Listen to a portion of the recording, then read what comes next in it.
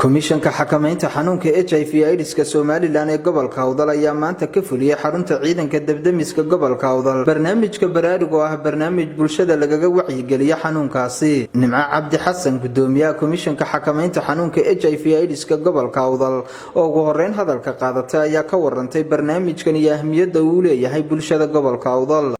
maanta waxaan rabnaa barnaamijka baraarug ee wacyigelinta aan ku sameynayno horena aan ugu soo qabanay ciidanka booliska haddana aan u qabanayno ciidanka debdemiska laba ujeedunba horta halkan keento inaan horta ka wacyigelino oo deesogeysiino isxasuusin weeyaan qof walba xanuunku wuxuu yahay uu garanaya ujeedadan u nimidnay baa maadaama dad walaalo ah oo meel ku wada jira oo wax wada wadaagaya aad tihiin wax badan oo la wada wadaago oo waxa jirta xanuunka laga qaado marka sidii la iskaga ilaalin lahayn inaan niga wacyigelino kow taasaan u nimidnay waanan ku mahadsantii sida quruxda badan leh noo soo dhaweysay kadib waxaa hadalka qaatay qaar ka mid ah mas'uuliyiinta ka howlgala komishanka xakamaynta HIV/AIDS-ka gobolka Awdal oo ka waramay xanuunkani waxyaabaha lagu kala qaaday iyo siyaabaha looga hortagi karo dhaatooyin ama xog la ururiyay midoonkii ugu dambeeyayna Somaliland ahaan iyo ka gobol ahaanba xoog buu kordhaya markaas inaan ogaano inuu waxani wax jira yahay wax la qaadi karo haw yahay wax saameyntiisa lana haw yahay taas waa midaan idinku baraarujinayno xanuunkan haddii aan u nimaadno calaamadaha la isku arki karo qofku ku dhaco kulle xanuunku waa xanuun ilaahay wato ciduu ka badbaadiyana kuma dhici karo ciduu ilaahay ugu tala galana uu ku dhici kara marka ma ahin xanuun la oran karo yacna waa xanuun de xoog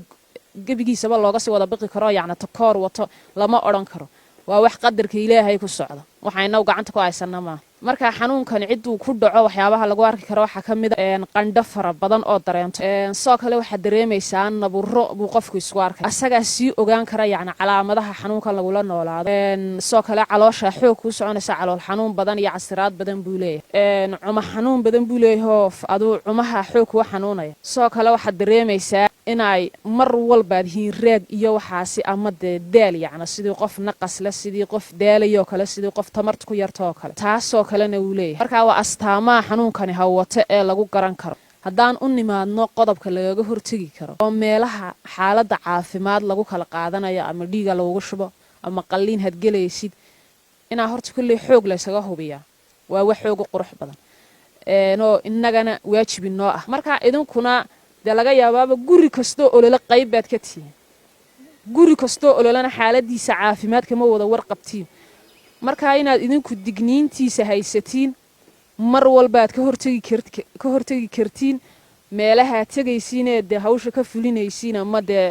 ay ka dhacaan yacni waxay shaqadiinu teed ka qayb galaysiin